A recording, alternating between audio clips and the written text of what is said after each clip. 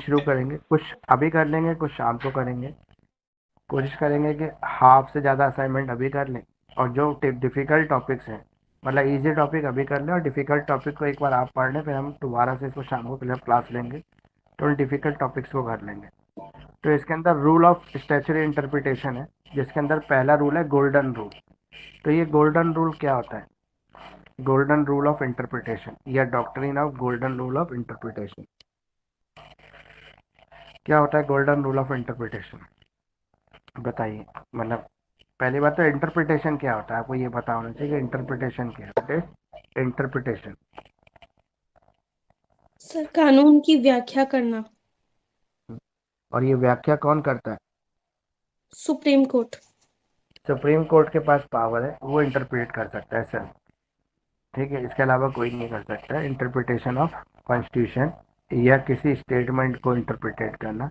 ये पावर केवल किसके पास है? कानून के पास है, मतलब सॉरी, सुप्रीम कोर्ट के पास है। अब इसमें आगे है आपका कि गोल्डन रूल ऑफ इंटरप्रिटेशन।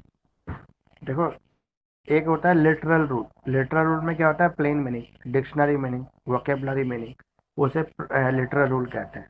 लेकिन किसी किसी कंडीशन में क्या होता है, जब कोर्ट इसका इंटरप्रेट करने बैठती है, तो लिटरल मीनिंग से काम नहीं चल रहा होता, मतलब एग्जैक्ट पता नहीं लग पा रहा होता कि जो कॉन्स्टिट्यूशन मेकर है, देखो इंटरप्रिटेशन करना क्यों है? क्यों हमें व्याख्या करनी है कॉन्स्टिट्यूशन के किसी भी कानून की, स्टैटूज की? स्टैटूज मतलब क्या होते हैं? वो बाय लॉज है जो कॉन्स्टिट्यूशन में लिखे हुए, या कॉन्स्टिट्यूशन ने जिन लॉ को पास किया है, वो सारे डिफरेंट स्टैटूज हैं। जैसे आपका आईपीसी एक स्टैटूज है, ठीक है, कोड ऑफ सिविल प्रोसीजर ये एक स्टैटूज है, अभी हमने लेबर लॉ पढ़ा वो एक स्टैटूज है। तो ये सब स्टैटूज हैं, और डिफरेंट डिफरेंट जो स्टैटूज हैं वो अलग अलग जगह यूज हो जाते हैं, लेकिन इसको कई बार डिफाइन करने की जरूरत पड़ती है। अब डिफाइन करने की जरूरत क्यों पड़ती है?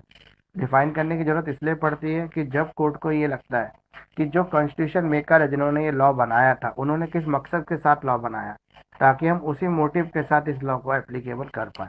वरना जिस मकसद से उन्होंने, क्योंकि एक वर्ड के बहुत सारे मीनिंग होते हैं, एक ही सेंटेंस को, अगर जैसे हमारी हिंदी की आवाज़ की बात करें, तो एक वर्ड के कई मीनिंग है। लेकिन जैसे फिल्म के अंदर बताया था आमिर खान ने ना, कि एक ही वर्ड को कई अलग तरीके से कहते हैं। ज़्यादा प्रेशर से बोले तो अलग मीनिंग हो जाएगा, धीरे से बोले तो अलग मीनिंग हो जाएगा, उसको स्पेशल इंटेंशन मतलब अट्रैक्शन इंट्रैक्शन के साथ बोले तो उसका अलग मीनिंग हो जाएगा। वर्ड एक ही लेकिन मीनिंग अलग अलग है। तो ये क्लियरली डिफाइन नहीं हो पाता कि जो लिखने वाले हैं उन्होंने जिसमें टेक्स्ट का यूज़ किया है, किस फ्रेज का यूज़ किया, उसका मतलब क्या है। तो उसका मेन करेक्ट मतलब निकालने का काम सुप्रीम कोर्ट का होता है, जब इस तरह की बात फंसती है किसी भी केस लॉ में डिसीजन देने के लिए। तो सुप्रीम कोर्ट उसको इंटरप्रेट करती है। तो एक तो होता है इसका प्लेन मीनिंग। प्लेन मतलब लिटरल मीनिंग। लिटरल मीनिंग में डायरेक्ट मीनिंग देख लिया कि उसका डिक्शनरी मीनिंग क्या है, उसका वोकेबलरी मीनिंग क्या है, मतलब उसका सीधा सीधा अर्थ क्या है, या व्याकरण के हिसाब से उस सेंटेंस का अर्थ क्या निकलता है। ग्रामर के हिसाब से हमने उसको ट्रांसलेट कर दिया और उसका ये मीनिंग निकल गया, तो वो लिटरल मीनिंग है। लेकिन अगर हम गोल्डन रूल की बात करें, तो गोल्डन रूल में वो चीज़ें कवर की जाती हैं जो कॉन्स्टिट्यूशन मेकर के इंटेंशन को बताती हैं। इंटेंशन मतलब जिस मकसद से उन्होंने ये लॉ बनाया था, उसे हम गोल्डन रूल कहते हैं। तो ये अलाउ करता है जजेस को कि वो क्या कर सकते हैं, वो अनसर्टेनिटीज़ को, यानी कि लैंग्वेज की जो अनसर्टेनिटीज़ है, एम्बिग्यूटीज़ है, यानी कि उनके अंदर जो लोचा है, झोल झाल है लैंग्वेज के अंदर, उस झोल झाल को जो है ख़त्म करके किसी एक करेक्ट अर्थ का मीनिंग निकालने की कोशिश करें। यानी कि वर्ड और उसके मीनिंग में पुल का काम करते हैं, उसके बीच में एक सामंजस्य यानी कि एक बैलेंस बनाने की कोशिश करते हैं। उसे हम गोल्डन रूल कह सकते हैं। तो यहाँ पर जैसे इसमें लिखा हुआ है कि गोल्डन रूल क्या है? रूल ऑफ स्टैचुटरी इंटरप्रिटेशन है, जो कोर्ट यूज़ करती है किसी भी एम्बिग्यूटीज़ को, किसी भी अनसर्टेनिटी ऑफ लैंग्वेज को रिजॉल्व करने का। जब एक वर्ड के बहुत सारे मीनिंग निकलते हैं, तो करेक्ट मीनिंग क्या है ये बताने के लिए गोल्डन रूल का इस्तेमाल किया जाता है, जिसे एप्लीकेशन ऑफ लिटरल रूल भी कह सकते हैं। लिटरल रूल डायरेक्ट मतलब निकाल देता है उसका, इसमें अर्थ को रिलेट नहीं किया जाता केस के साथ, लेकिन गोल्डन रूल में केस के साथ अर्थ को रिलेट किया जाता है। एब्स्ट्रैक्ट जो सिचुएशन होती है उसको ख़त्म करने की कोशिश की जाती है, उस प्रॉब्लम का सल्यूशन निकालने की कोशिश की जाती है, वो गोल्डन रूल में आता है। अब इस गोल्डन रूल के कुछ कुछ केस लॉज लिखे हुए हैं। ये केस लॉ के अलावा कुछ और केस लॉज में अगर आप नेट पे सर्च करोगे तो वो भी आप कर सकते हो। यही केस लॉज अच्छे हैं तो यही कर लो, कोई एक या दो केस लॉज हर रूल के कर ले, क्योंकि रूल के साथ जब केस लॉज लिखेंगे तो एग्जाम में और ज़्यादा अच्छे मार्क्स मिल सकते हैं। अगला रूल है इसमें कलरेबल लेजिस्लेशन। अब ये जो कलरेबल लेजिस्लेशन है, ये रंगीन संविधान भी कह सकते हैं इसको। मतलब कलर देना, किसी भी स्टैटूज को कलर दे देना। कलर देना मतलब मन मन के हिसाब से उसका इस्तेमाल कर लेना। जैसे हमारे कानून के अंदर कुछ लूप होल्स होते हैं, मतलब कुछ ऐसी चीज़ें होती हैं कि उसको तोड़ने वाला लॉ ब्रेकर जो होता है वो कानून का इस्तेमाल करके लॉ ब्रेक कर देता है। जैसे टेक्निकली एडवोकेट क्या करता है, अपने क्लाइंट को बचाने के लिए उस रूल का अर्थ का अनर्थ कर देते हैं। मतलब उसी रूल का इस्तेमाल करते हैं जो कॉन्स्टिट्यूशन में लिखा हुआ है उसको सजा देने के लिए, उसी का इस्तेमाल करके उसको बचा लेते हैं। जैसे मर्डर केस में नॉर्मली क्या होता है कि अगर मान लो किसी पिक पॉकेटर ने किसी को चाकू मारा लूटने के इरादे से, लेकिन व्यक्ति मर गया, तो वो क्या कहेगा, वो ये कहेगा कि भाई जो चाकू था उसने जो इस्तेमाल किया वो इतना बड़ा नाइफ नहीं था कि उसको मर्डर के लिए, वो सिर्फ डराने के लिए उसको इस्तेमाल कर रहा था। फिर ये भी कह सकता है वो कि जो घाव था वो कितना सेंटीमीटर है अंदर लगा हुआ है, और चाकू जो है इतना सेंटीमीटर है नहीं, तो इसके चाकू से वो मरा नहीं, किसी और रीजन हो सकता है कि वो मर गया हो, या बाद में जब हॉस्पिटल ले जाया गया तो सर्जरी या और डॉक्टर ट्रीटमेंट में उसकी डेथ हो गई। तो इस तरह के कई चीज़ें इस्तेमाल करते हैं।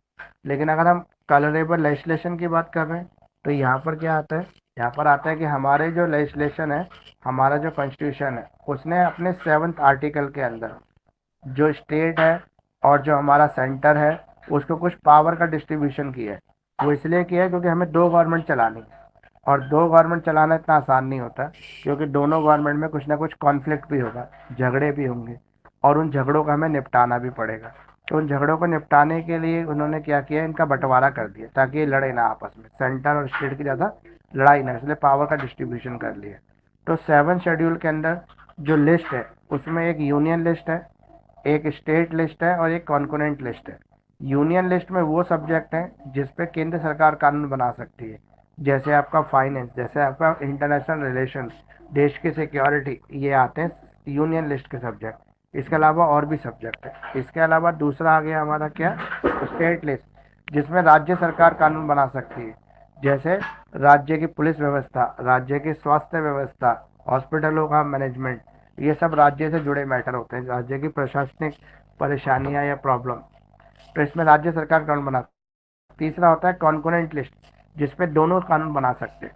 तो इसमें कई बार क्या होता है, जब स्टेट को ऐसा महसूस होता है कि हमें जो कानून बनाना है अपने मैटर पे, लेकिन अपना मैटर पे कानून बनाने बनाते वो किस में घुस जाती है, स्टेट के दायरे में घुस जाती है। तो सॉरी, सेंटर के दायरे में घुस जाती है स्टेट गवर्नमेंट।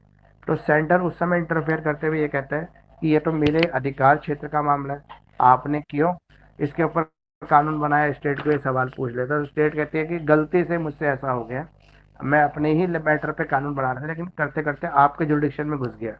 क्यों, क्योंकि सारी चीज़ें एक दूसरे से मिली जुली सी हैं, मतलब स्टेट सब्जेक्ट और सेंटर सब्जेक्ट जो है एक दूसरे से टच करते हैं। तो इसमें क्या करते हैं, उनकी नीयत थी केंद्र सरकार के विषय पे कानून बनाना, लेकिन उन्होंने क्या किया, उसका गलत इस्तेमाल किया स्टैटूस का, और कलरेबल लेजिस्लेशन किया। कलरेबल लेजिस्लेशन ये होता है कानून को कानून के लूप होल का इस्तेमाल करते हुए तोड़ना।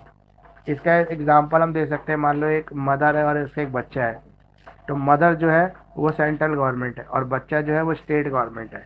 अब मदर ने खाने के लिए मान लो कि चाउमीन बना दी घर में, और बोला कि अभी मत खाना इसको, दोपहर में खाना है इसको, या पहले लंच कर लो अपना उसके बाद खाना, वरना तुम लंच नहीं करोगे फिर अगर ये खा लोगे, और मैं मार्केट जा रही हूँ और जब तक मैं आऊँगी तब तक इसको हाथ मत लगाना, अपना लंच फिनिश करके रखना। तो बच्चे ने ये देखा कि मदर ने मुझे क्या ऑर्डर दिया है, तो एक ही ऑर्डर दिया है कि इसको हाथ मत लगाना, मतलब इसको आप हाथ मत लगाना। उसने ये नहीं बोला है कि इसको खाना मत, बोला इसको हाथ मत लगाना। तो उसने क्या किया कि उसको प्लेट में डाल के चॉपस्टिक से खा लिया जूस। तो यानी कि उसने खा भी लिया और कानून का, लॉ का वायलेशन भी नहीं किया, मदर के ऑर्डर का भी फॉलो किया, हाथ नहीं लगाया। अब जब मदर आई उन्होंने पूछा कि आपने इस चाउमीन को क्यों खाया, मैंने मना किया था। तो उसने बोला कि मैंने तो आपको ऑर्डर का पालन किया, आपने बोला था हाथ मत लगाना, तो मैंने हाथ थोड़ा लगाया, मैंने चॉपस्टिक से इसको खा लिया।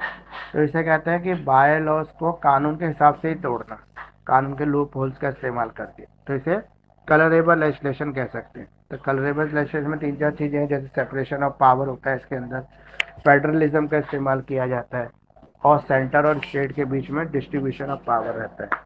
तो इसमें मैंने लिखा हुआ है पूरे अच्छे तरीके से, इसको एक बार आप पढ़ लेना। बेसिकली कलरेबल लेजिस्लेशन यही होता है। अब है आपका मिसचीफ रूल। तो मिसचीफ रूल क्या होता है, अगर किसी को पता है तो एक बार बताओ कि मिसचीफ रूल क्या है।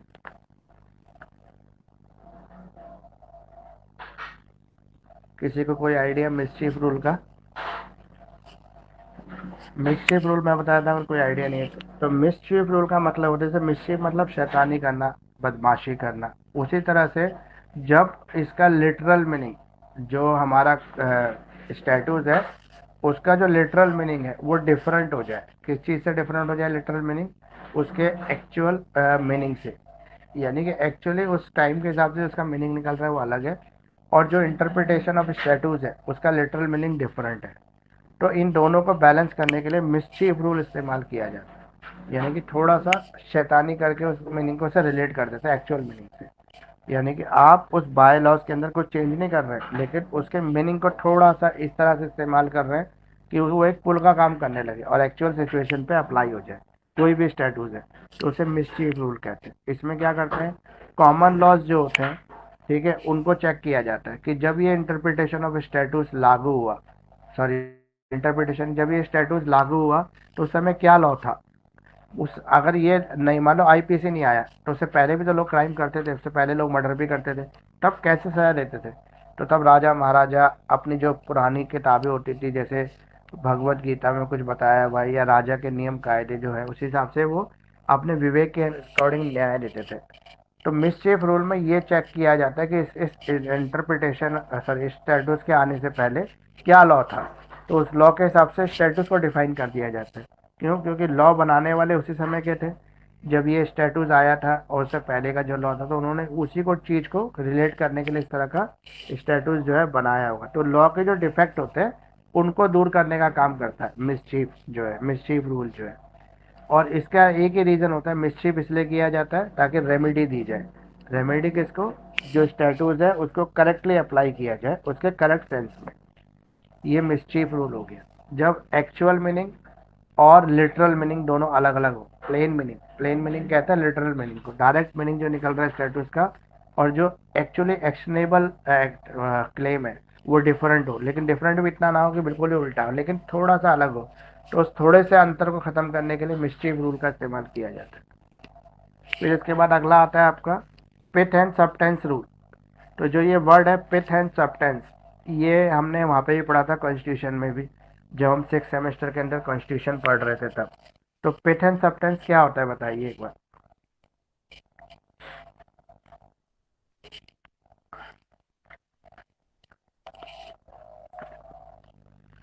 इसमें भी वही बताया हुआ है कि जो आर्टिकल 7 है, जिसमें हमारा कॉन्स्टिट्यूशन जो है 3 पार्ट में डिवाइड है, यानी कि सेंट्रल गवर्नमेंट और स्टेट गवर्नमेंट के बीच में लड़ाई ना हो पावर्स की, इसलिए हमने क्या किया, कॉन्स्टिट्यूशन बनाने वालों ने पावर का डिस्ट्रीब्यूशन कर दिया। सेंटर के सब्जेक्ट बना दिए, स्टेट के सब्जेक्ट बना दिए, यूनियन लिस्ट बना दी, स्टेट लिस्ट बना दी, और एक कॉन्करेंट लिस्ट रख दी जिस पर दोनों कानून बना सकते हैं।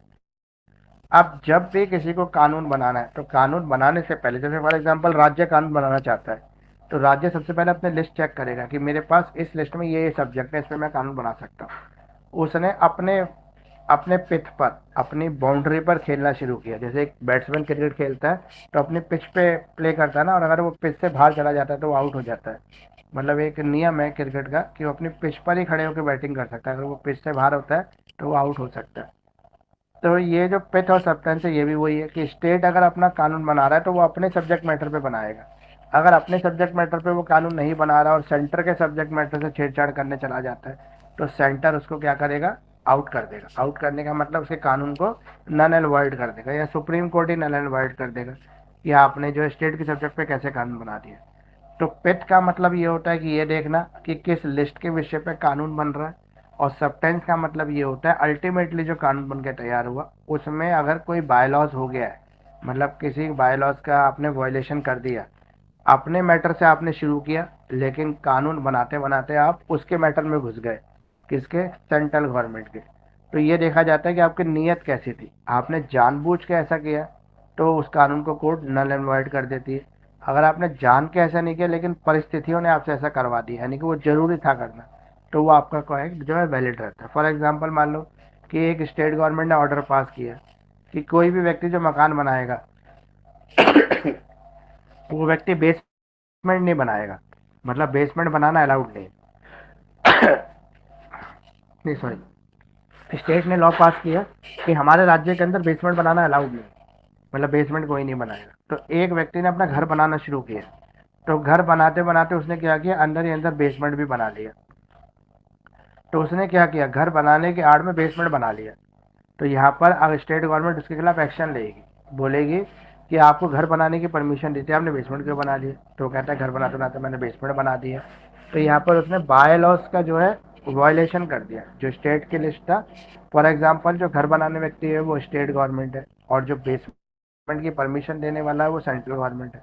तो इसने क्या किया, अपने सब्जेक्ट मैटर पे काम करते करते वायलेशन कर दिया, और स्टेट का लिस्ट को टॉप कर कहाँ पहुंच गया, आपकी सेंट्रल गवर्नमेंट की यूनियन की लिस्ट में पहुंच गया। तो इसे कहते हैं हम लोग पिथ एंड सबटेंस, यानी कि जब हम अपने विषय पे कानून बनाते बनाते दूसरे के एंटर कर देते हैं सब्जेक्ट में, लेकिन अगर हमारी इंटेंशन रॉन्ग होती है तो सुप्रीम कोर्ट इसको नन एंड वॉइड कर देता है लॉ को। अगर हमारी इंटेंशन करेक्ट होती है लेकिन फिर भी वायलेशन होना जरूरी था, मतलब उसको बोलना जरूरी था, तभी ये लॉ जो है एप्लीकेबल हो सकता था, उसके सब्जेक्ट मैटर को टच करना जरूरी था, तब ये क्या करता है, इसको वॉइड कर देता है लॉ को। ये जो प्रिंसिपल था पिथ एंड सब्सटेंस का, एक कनाडा से लिया गया था, कनेडियन फेडरलिज्म से आया था ये इंडियन फेडरलिज्म, और इंडिया में भी अब काफ़ी इसका इस्तेमाल होता है पिथ एंड सब्सटेंसेस का। अब आता है अगला रूल है आपका हारमोनियस कंस्ट्रक्शन। हारमोनियस कंस्ट्रक्शन क्या होती है, ये जितने भी रूल है ना, मैंने आपको इन सब की रिकॉर्डिंग दे रखी है, पूरी डिटेल में रिकॉर्ड करके आपको दे रखा है, एक एक वर्ड समझा रखा है। तो इसलिए मैं इसको ओवरव्यू दे रहा हूँ, ताकि हमारा ये सब सब असाइनमेंट थोड़ा बड़ा है तो ये पूरा हो जाए, इस वजह से एक ओवरव्यू दिया है मैंने आपको। अब है हारमोनियस रूल। तो हारमोनियस रूल क्या होता है बताइए। जो वर्ड है हारमोनी, इस वर्ड का मीनिंग क्या होता है, हारमोनी का मीनिंग तो पता ही होगा, बताइए।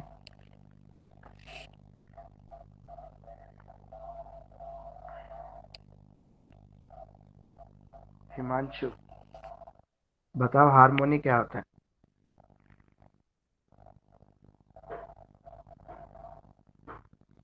सर शायद इंसानियत ये कह सकते हैं, भाईचारा, ठीक भाईचारा। है।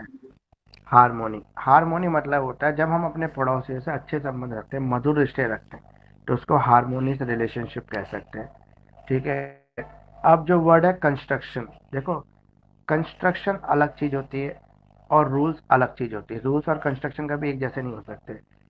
कंस्ट्रक्शन जो वर्ड है उसका मतलब हम कंस्ट्रक्ट कर रहे हैं, किसी चीज का निर्माण कर रहे हैं, कुछ बना रहे हैं। तो यहाँ पे हम हारमोनियस कंस्ट्रक्शन कर रहे हैं, मधुर रिश्ते का निर्माण कर रहे हैं। जैसे हम अपने पड़ोसियों से अच्छे रिश्ते क्यों रखते हैं, क्या रीज़न है हम अपने पड़ोसियों से मधुर रिलेशन रखने की कोशिश करते हैं, उसके पीछे रीज़न यही होता है कि हमारे पड़ोसियों के साथ हमेशा रहना है, आते जाते हर चीज़ के अंदर हमें कॉर्पोरेशन चाहिए होता है पड़ोसियों का। इसलिए नॉर्मली हम कोशिश, फिर भी कोई पड़ोसी खराब हो तो बात अलग है, लेकिन हम अपनी तरफ से हमारी कोशिश ये रहती है कि हम उनके साथ अच्छे रिश्ते रखें, क्योंकि हमें हमेशा जरूरत फर्स्ट जो प्रेफरेंस है या फर्स्ट जो नीड है हमारे अपने पड़ोसी ही होते हैं, जो सबसे पहले हमारे दुख सुख में आके खड़े होते हैं। तो इसलिए नॉर्मली लोग क्या करते हैं, अपने पड़ोसी से अच्छे रिश्ते रखते हैं। तो हारमोनियस कंस्ट्रक्शन भी इसी रूल को फॉलो करता है।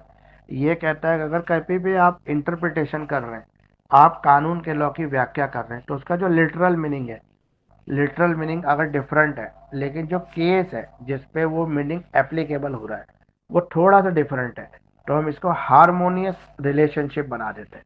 मतलब एक पुल का काम करते हैं कि जो लिटरल मीनिंग है वो उसके हारमोनियस कंस्ट्रक्शन की वजह से उसके एक्चुअल मीनिंग को भरपाई कर दे, यानी कि उसकी गैप को ख़त्म कर दे, गैप को भर दे, जो गैप आ रहा है। फॉर एग्जांपल जब लॉ मेकर ने लॉ बनाया था, तो वो बनाया था 1947, यानी कि बहुत सालों पहले। उस समय इंडियन सोसाइटी बिल्कुल अलग तरीके की थी, और आज अगर हम इंडियन सोसाइटी देखें तो बिल्कुल अलग तरीके की। यानी कि अगर पहले के हम प्रॉब्लम्स के बारे में बात करें तो क्या होती थी, गरीबी, बेरोजगारी, ठीक है, और लोगों के पास जो है सुविधाएं नहीं होती थी। पहले किसी ने सपना में देखा होगा कि गूगल भी आएगा और गूगल मीट के थ्रू ऑनलाइन क्लासेस भी हो सकती है, लेकिन आज वो हो रहा है। लेकिन अभी भी हमारा जो लॉ है वो तो कम से कम 60 70 साल 80 साल पुराना लॉ चल रहा है। तो उस लॉ को हम आज के टाइम पे प्रेजेंट सिनेरियो में कैसे एप्लीकेबल करें, तो उसके लिए हम हारमोनियस कंस्ट्रक्शन का रूल फॉलो करते हैं। जो हमारे पुराने लूज हैं उनके जो लिटरल मीनिंग है उनको हम एक्चुअल जो एप्लीकेबल लॉ है उसके अंदर हारमोनियसली कंस्ट्रक्ट करके एप्लीकेबल करते हैं, इसे हारमोनियस कंस्ट्रक्शन कहते हैं। यहाँ पे हम किसी भी कॉन्फ्लिक्ट को रिजॉल्व करने की कोशिश करते हैं। फॉर एग्जाम्पल मान लो कि स्टेट गवर्नमेंट और सेंट्रल गवर्नमेंट में झगड़ा हो गया, यानी कि सेंट्रल गवर्नमेंट ने एक ऐसा लॉ पास कर दिया जो लॉ तो था लेकिन वो स्टेट गवर्नमेंट के अंदर एंटर कर रहा था, मतलब स्टेट गवर्नमेंट के सब्जेक्ट के अंदर एंटर कर रहा था। तो स्टेट गवर्नमेंट तुरंत उस पर ऑब्जेक्शन कर दिया कि भाई आपने ऐसा लॉ क्यों बनाया जो मेरी सब्जेक्ट लिस्ट का विषय है उसके ऊपर। तो वो कहते हैं सेंट्रल गवर्नमेंट ने कहा कि हमने अपना सब्जेक्ट मैटर बनाया था, लेकिन ये आपके सब्जेक्ट मैटर को इसलिए टच कर रहा है क्योंकि ये इंटर रिलेटेड सब्जेक्ट है, मतलब एक दूसरे के साथ जुड़े हुए। तो यहाँ पे कोर्ट ये चेक करेगा कि उसके पीछे इंटेंशन कैसी है। अगर इंटेंशन रॉन्ग नहीं होगी किसकी, सेंटर की, तो हारमोनियस कंस्ट्रक्शन का रूल फॉलो करके उन दोनों के बीच में सामंजस्य कर देंगे, यानी कि स्टेट सब्जेक्ट और यूनियन सब्जेक्ट को मिला देंगे हारमोनियस कंस्ट्रक्शन का रूल फॉलो करके। अब यहाँ पर एक चीज़ और है, आपको इसका एक एग्जाम्पल भी है कि कई बार कुछ ऐसे लॉ गवर्नमेंट पास कर देती है जो वायलेशन होते हैं किसी और रूल का। फॉर एग्जाम्पल, इसमें एक एग्जांपल देता हूँ मैं आपको। एक व्यक्ति है, मान लो कि एक व्यक्ति है जो कनाडा से वापस आ रहा है और अपने साथ बहुत सारा गोल्ड लेके आ रहा है। अब इंडिया के अंदर एक लॉ है कि बिना परमिशन के और एक लिमिट के अंदर ही आप जो है गोल्ड को इंडिया ला सकते हैं। अब ये व्यक्ति बिना परमिशन के गोल्ड को लेके आ गया, एयरपोर्ट पे चेकिंग होने लगी, इसकी चेकिंग में सोना पकड़ा गया, कस्टम डिपार्टमेंट ने इसको तुरंत सोने को सीज कर दिया और इसके ऊपर फाइन लगा दिया। सोना तो ले ही लिया लेकिन फाइन भी लगा दिया। अब इसने उस फाइन की भरपाई कर दी, फाइन इसने भर दिया। अब फाइन भरने के बाद क्या हुआ कि जो वो था कोर्ट था, कोर्ट ने इस मैटर के ऊपर केस चला दिया, इसके ऊपर पुलिस ने रजिस्टर कर लिया केस स्मगलिंग का। इसको कोर्ट लाया गया, इसने कोर्ट में आके एक चीज बोला कि आपका जो कॉन्स्टिट्यूशन है, मतलब ये कैनेडियन था, तो इसने बोला कि जो इंडियन कॉन्स्टिट्यूशन है उसके अंदर एक लॉ है जियोपार्डे, डबल जियोपार्डे, यानी कि व्यक्ति को एक ही क्राइम के लिए 2 बार सजा नहीं हो सकती। तो ऑलरेडी मैं इस क्राइम के लिए सजा भुगत चुका हूँ, मेरा गोल्ड भी सीज कर लिया कस्टम ने, मुझे फाइन भी लगा दिया, मैंने फाइन भी पेमेंट कर दिया, तो मुझे फिर दोबारा क्यों कोर्ट में इसी जुर्म के लिए बुलाया जा रहा है। तो डबल जियोपार्डे लॉ अप्लाई होना चाहिए। लेकिन कोर्ट ने ये बोला इसको इस कंडीशन के अंदर कि जो कस्टम है वो कोई स्टैचुरी बॉडी नहीं है, कोई कोर्ट नहीं है। कस्टम कस्टम एक डिपार्टमेंट है जो अपनी ड्यूटीज को पूरा कर रहा है। उसने अपनी ड्यूटीज को पूरा करते हुए आपके इलीगल व्यवहार के ऊपर फाइन लगाया। लेकिन जो अब आपके ऊपर कोर्ट चेक में केस चल रहा है वो एक स्टैचुरी इंटरप्रिटेड, मतलब स्टैचुरी बॉडी है कोर्ट जो है, तो कोर्ट डिफरेंट है, तो इसलिए डबल जियो पार्टों का रिलीफ आपको मिल नहीं सकता। तो इसलिए इसको डबल जियो पार्टी का रिलीफ मिला, इसके ऊपर दोनों केस चलते रहे। लेकिन हारमोनियस कंस्ट्रक्शन का रूल जो है वो यही बताता है आपको कि एक व्यक्ति को अगर एक ही क्राइम के लिए 2 बार सजा मिल रही है, लेकिन अगर किसी तरीके से, जैसा इस व्यक्ति का तो क्राइम ही सीरियस था, स्मगलिंग का केस चलना ही चलना था, लेकिन अगर कोई और व्यक्ति होता और उसने गलती से ऐसा कुछ कर लिया होता, फॉर एग्जाम्पल उसको पता नहीं होता, वो कनाडा घूमने के वहाँ से उसने गोल्ड खरीद लिया और गोल्ड लेके वो इंडिया आ गए, उनको पता नहीं था, तो यहाँ पर उसके ऊपर ये दूसरा केस जो है स्मगलिंग का वो चलने से रुक सकता है हारमोनियस कंस्ट्रक्शन का फॉलो करके। तो हारमोनियस कंस्ट्रक्शन इसी तरह के रूल प्ले करती है, ये रूल इसलिए लगाया जाता है। अब अगला जो क्वेश्चन है 6th क्वेश्चन, वो है लिटरल रूल। तो अगर हम लिटरल रूल की बात कर रहे हैं तो लिटरल रूल तो प्लेन मीनिंग होता है, वर्ड का plain meaning, dictionary meaning, vocabulary meaning, यानी कि एक सेंटेंस को हमने ग्रामेटिकली मीनिंग अगर निकाल लिया, उसका हिंदी ट्रांसलेशन कर दिया, तो वो लिटरल मीनिंग है उसका। तो लिटरल मीनिंग में बिल्कुल क्लियर और प्रेडिक्टेबिलिटी रहती है, मतलब क्लियर रहता है वो, उसमें डायरेक्ट मीनिंग बताया जाता है। इसमें जो लेजिस्लेशन होता है, ठीक है, वो क्लियर इंटेंशन को डिफाइन करता है, वो क्लियरली बताता है कि जो स्टैट्यूज है वो क्या कहना चाहता है और कहाँ पे वो एप्लीकेबल होना चाहता है। इसके पीछे कोई और झोल झाल नहीं होता, डायरेक्टली इसका मीनिंग होता है। अब इसके पीछे कुछ प्रिजम्पशंस का फॉलो किया जाता है। प्रिजम्पशन मतलब जो लोकल कस्टम्स होते हैं उनका भी सम्मान किया जाता है, और जो उस समय जो कोर्ट होता है जिसकी ड्यूटी होती है जुडिशियल एक्टिविज्म करना, मतलब कानून की रक्षा करना, ये जिम्मेदारी कोर्ट की रहती है, तो कोर्ट अपनी ड्यूटी को फॉलो करता है, तो वो लिटरल मीनिंग कहलाता है। लिटरल मीनिंग मतलब प्लेन मीनिंग, डायरेक्ट उसका मतलब या फिर उसको वोकेबलरी मीनिंग, ग्रामेटिकल मीनिंग, ठीक है, ये भी कह सकते हैं लिटरल। अब जो ये प्रिजम्पशन वाला क्वेश्चन है ये मैं आपको शाम की क्लास में बताऊंगा, क्योंकि ये थोड़ा सा अलग तरह का क्वेश्चन है, मतलब इतना इजी नहीं है, थोड़ा टफ क्वेश्चन। अब है आपका judicial activism. Judicial activism question number जो 8 है, इसमें कहते हैं कि जो कोर्ट है कोर्ट की ये ड्यूटी है कि वो इंटरप्रिटेशन के साथ साथ कानून की रक्षा करने का भी काम करे। मतलब कहीं पर भी ऐसा ना हो। देखो हमारे इंडिया कंट्री के अंदर दो चीज़ें पावरफुल है। एक लेजिस्लेशन, जो हमारा लोकसभा है, राज्यसभा है, वो पावरफुल है। दूसरा हमारा कोर्ट पावरफुल है, सुप्रीम कोर्ट। तो दो सुप्रीम पावर है इंडिया के अंदर। एक प्रेसिडेंट जो लेजिस्लेशन को लेके बैठा है, यानी कि जिसके अंदर लोकसभा राज्यसभा आते हैं। और दूसरी हमारे पास पावरफुल बॉडी है सुप्रीम कोर्ट, जिसके पास ये भी पावर है कि वो लेजिस्लेशन के बनाए गए लॉ को भी चेक कर सकता है। अगर उसको ऐसा लगता है कि जो लॉ पास हुआ है वो कॉन्स्टिट्यूशन का वायलेशन है, उसमें कॉन्स्टिट्यूशन का गलत तरीके से मीनिंग निकाला गया है, तो वो उसके खिलाफ भी एक्शन ले सकता है, उसके लॉ को नल एंड वॉइड कर सकता है। लेकिन अलग से लॉ तो नहीं बनाता। हमारा हमारा जो सुप्रीम कोर्ट है वो बाकी देश के सुप्रीम कोर्ट की तरह लॉ मेकिंग बॉडी तो है नहीं। जैसे बहुत बहुत देशों के अंदर तो सुप्रीम कोर्ट अपने ऑर्डर से कानून भी बना देते हैं, मतलब लॉ पास करते थे। लेकिन अभी हमारा थोड़ा सुप्रीम कोर्ट जो है स्वतः संज्ञान तो लेने लगा है। जैसे दिल्ली पोल्यूशन के मैटर पर उसने खुद ही जो है नोटिस जारी कर दिया। नोटिस जारी करके दोनों पार्टियों को बुला लिया और बोला कि बताओ दिल्ली के लोगों को जीने का हक है कि नहीं है, राइट टू लाइफ है कि नहीं है। अगर राइट टू लाइफ है दिल्ली के लोगों को, तो क्यों उनके अधिकार का आपने वायलेशन कर रखा है। मतलब दिल्ली में इतना पोल्यूशन क्यों है कि लोग मर रहे हैं। और जुडिशियल एक्टिविज्म में पीआईएल भी आता है। पीआईएल का मतलब है पब्लिक इंटरेस्ट लिटिगेशन। जब हम लोगों को ऐसा लगता है कहीं पर किसी पब्लिक राइट्स का वायलेशन हो रहा है। देखो पीआईएल कब फाइल की जाती है, जब society as a whole affected हो। कम से कम 100 परिवार, 100 फैमिली इफेक्टेड हो, 100 लोग नहीं, 100 फैमिली इफेक्टेड हो, तब पीआईएल फाइल की जा सकती है। अगर एक मान लो एक लोकेलिटी के अंदर पानी नहीं आ रहा, जल बोर्ड की जिम्मेदारी है पानी सप्लाई करना, जल बोर्ड पानी नहीं दे पा रहा है, तो जल बोर्ड के अगेंस्ट पीआईएल फाइल हो सकती है अगर उस कॉलोनी के अंदर 100 से ज़्यादा घर है तो।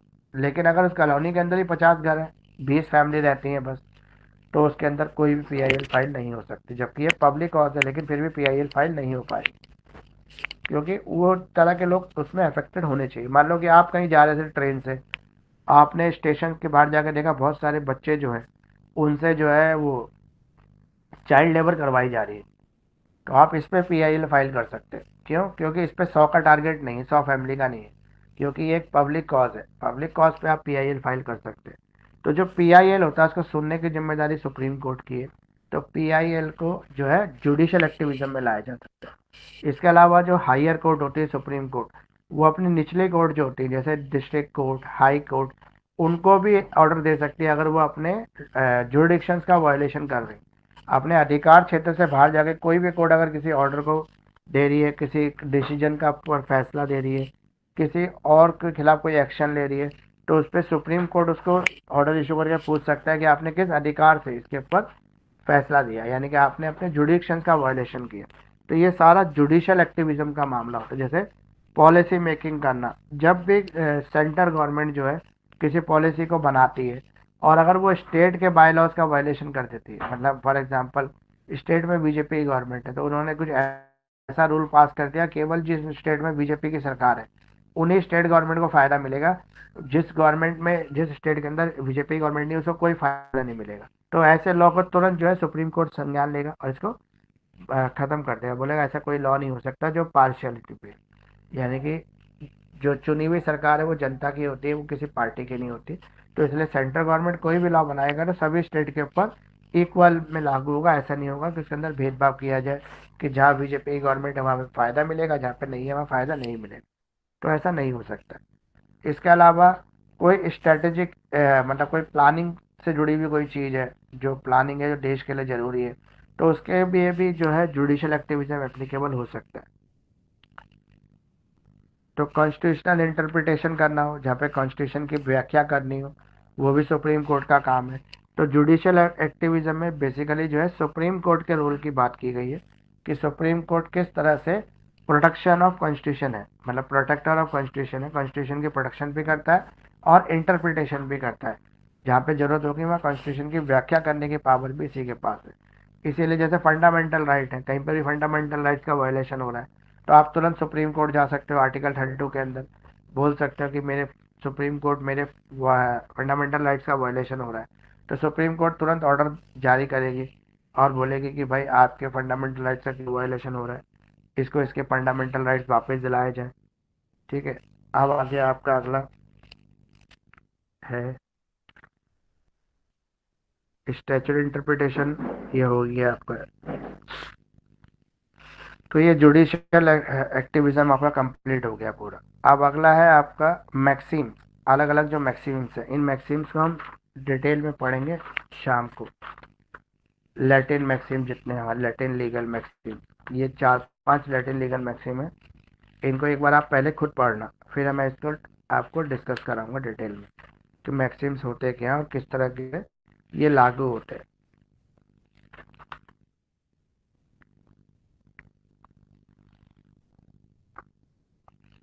अब है आपका ये इंटरनल एड्स क्या है कंस्ट्रक्शंस के अंदर। एक मिनट, इससे पहले भी एक क्वेश्चन है।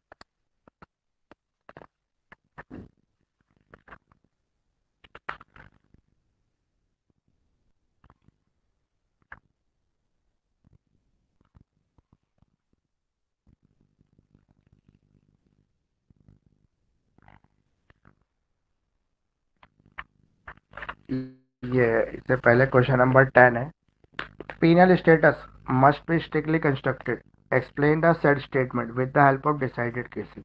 तो ये जो penal status होता है, स्टेटस होता है, ये क्या होता है penal status, बताइए penal status क्या होता है।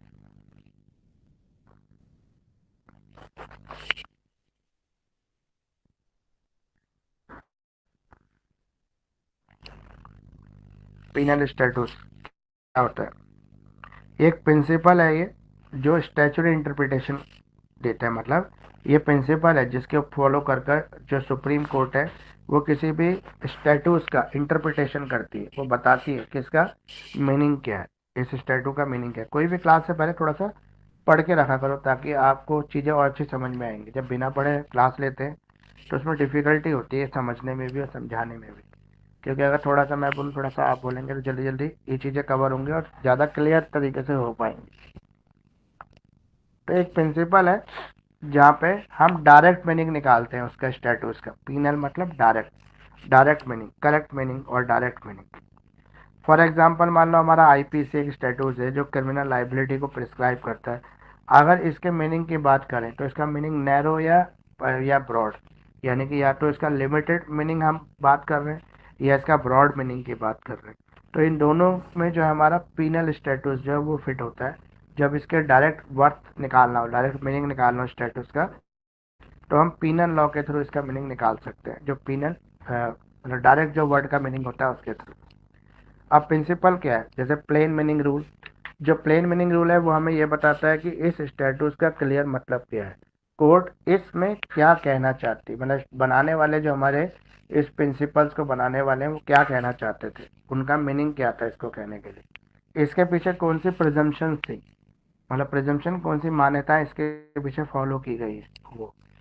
इसके अलावा जो पीनल स्टेटस होता है उसमें रूल ऑफ लेनिटी का फॉलो किया जाता है। लेनिटी मतलब डायरेक्टली क्लोज रिलेटेड जो है प्रिंसिपल ऑफ स्टेट कंस्ट्रक्शन, यानी कि आप डायरेक्टली इसको रिलेट करेंगे किससे, डायरेक्टली आप रिलेट करेंगे इसको उससे, कॉन्स्टिट्यूशन से। कॉन्स्टिट्यूशन जो मेकर थे डायरेक्टली क्या कहना चाह रहे थे, उनका ड्यू प्रोसेस ऑफ कंसंट्रेशन क्या था, ये इसका प्लेन मीनिंग है। और कोई क्वेश्चन है जो आप लोगों ने पढ़ रखा है वो बताओ, क्योंकि अब इसमें मेरे ख्याल से 6-7 क्वेश्चन और बचे होंगे, आधे क्वेश्चन के आसपास तो मैंने आपको डिस्कस कर दी। कोई और चीज़ जो आपने पढ़ी हुई है उसको डिस्कस कर लेते हैं।